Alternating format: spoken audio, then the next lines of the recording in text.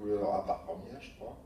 Et, oui, il y a un parti pris de la mise en page. Il y avait un parti pris de la mise en page, etc. Et il y a eu beaucoup de... Mais tout ça, on s'en rendait pas compte. Nous, à l'époque, on était en vase clos, on faisait ça comme on faisait nos fanzines avant. Et c'est très progressivement qu'on a découvert qu'il y avait, et qu'on rencontre encore aujourd'hui, les gens disent « Ah, j'ai découvert Starfix à cause de ça, grâce à ces photos ». Et là, par exemple, je pense justement à Ténèbres, on a un ami, Pascal Logier, qui est connu surtout pour avoir fait un film d'horreur qui s'appelle Martyr, qui est un peu un film d'horreur rentre dans l'art. Et Pascal faisait partie des premiers lecteurs de Starfix quand il avait 12 ans. Donc il a acheté à l'âge de 12 ans et il a dit mon premier choc, le plus grand choc de ma vie, c'est les photos du bras coupé dans Starfix de Ténèbres.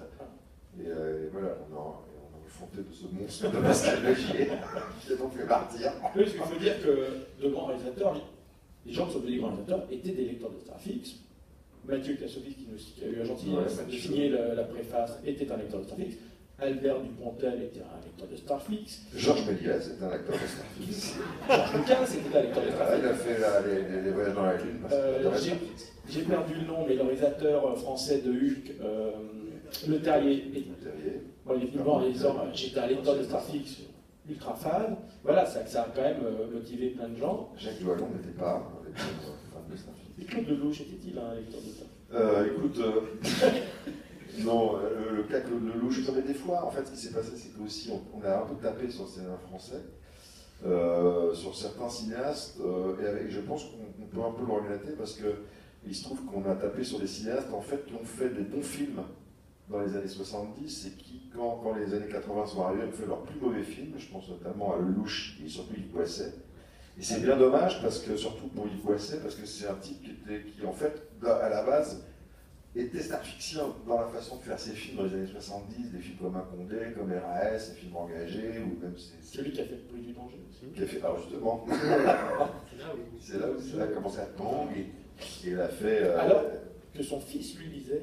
Absolument, son fils était fan de Starfix, et le problème c'est qu'un jour, on s'est fendu une critique d'un film de Boisset dans Starfix, qui était probablement son plus mauvais film dont j'ai vu le titre. C'était Bleu comme l'enfer. Bleu comme l'enfer, et on a trouvé ce film tellement nul qu'on avait focalisé la critique sur le fait qu'à un moment, il y a une séquence où une voiture, il y a une course-poursuite, je crois, la voiture part dans un champ, et à l'arrière de la voiture, il y a un chien. Et comme visiblement, ils n'avaient pas pu prendre un vrai chien, donc ils avaient fait des raccords avec un faux chien monté sur ressort, qui se balançait comme ça, machin, et ça se voyait à l'écran, donc on a focalisé la critique là-dessus, en disant allez voir ce film pour le chien à ressort derrière la voiture. Bon, voilà. Et le canard sort, et furieux, ça s'appelle la revue Séquence qui décroche. Et là, ouais, cette expression magnifique, c'est qu'il dit cette critique dans Starfix, c'est comme un assassinat au Chili. mais en même temps, il aimait bien le canard, je crois, et surtout il aimait bien parce que son fils aimait bien, et ce qui nous a pas empêché de défendre d'autres metteurs en scène qu'on a adorés, comme Claude Miller, un cavalier. Dans le même numéro, il y avait le jeu de Carpenter, un cavalier, je crois, il y avait Jack Burton et Thérèse. Il y avait Thérèse et Vite 2. Il y avait Thérèse et Vite 2. L'enfer et le paradis, quoi. C'est ça. Tout comme on peut faire des dédicaces pour William Friedkin et Stéphane Bern, Christophe. Exactement, là on a fait une séance de dédicace absurde, on met le bouquin, on va un coup à Casso, et après à Michel Drucker. Michel Drucker, j'ai dû mettre, j'espère que vous avez vu Cujo. Sachant que Cujo est l'histoire d'un chien fou, il aime bien les chiens, je sais pas par rapport. On a fait une sorte de dédicace chez lui. Moi, je me suis bien poilé. Parce qu'il faut dire un truc aussi, moi, on parle de Starfix. Le premier truc que je retiens, avant tout, qu'est-ce qu'on a rigolé, quoi.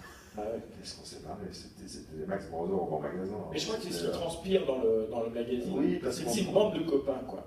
On se prenait au sérieux sans se prendre au sérieux, c'est-à-dire qu'on se vannait les uns les autres, chacun avait ses réalisateurs de prédilection. Il y avait des débats complètement insensés, dont un mythique débat qui a duré dans un café